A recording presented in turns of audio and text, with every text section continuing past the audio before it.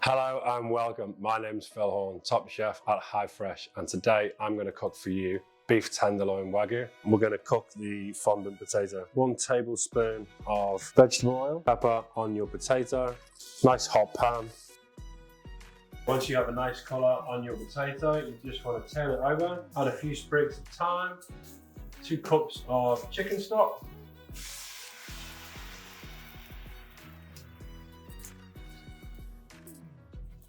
and 100 grams of butter unsalted. Okay, we're just going to bring that to the boil. Then we're going to put a lid on our pot. We're going to cook that fondant for 50 to 55 minutes on 190 degrees oven bake.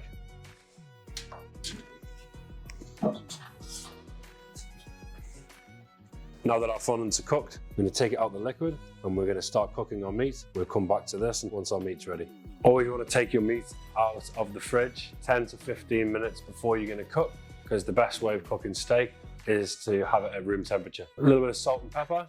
It might look like there's a lot of salt on here, but there's always going to lose a little bit of that salt once it hits the pan. So I'm using roughly around 150 gram portion cut steak here. It's around about 3 centimeters thick. I'm going to cook that in about 180 degrees Celsius oven bake. I'll probably cook it for around about 4 or 5 minutes each side, and then I'm probably going to rest it for around the same time. We're just going to get a nice caramelization all the way around the meat, and then we're going to put it in the oven. Because it's Wagyu, it has a higher grain content through the meat.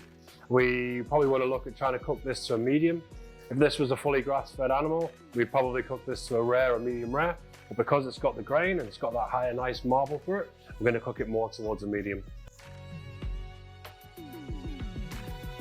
So now we're just going to turn it over and put it onto our makeshift resting tray. And we're going to leave that and let that sit for probably about a good 6 or 7 minutes. One of the most important things about cooking steak is the rest time. Super important. Okay, let's cook the broccolini. Okay, so low to medium heat. We've got the juice of our steak here in the pan, and we're just going to saute off for 2 or 3 minutes. Got a little bit of salt in there. It's just going to really soak up those remaining juices of the Wagyu that we've left in the pan. And right at the very end, we're just going to put a little squeeze of lemon juice. The acid of the lemon will just really be a really great combination to go with our Wagyu. Let's get the Miso Hollandaise together. So often though, you can use Hollandaise as a base and you can add all sorts to it.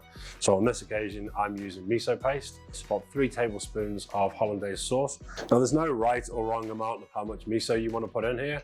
On this occasion, I'm just going to put 1 heaped teaspoon in.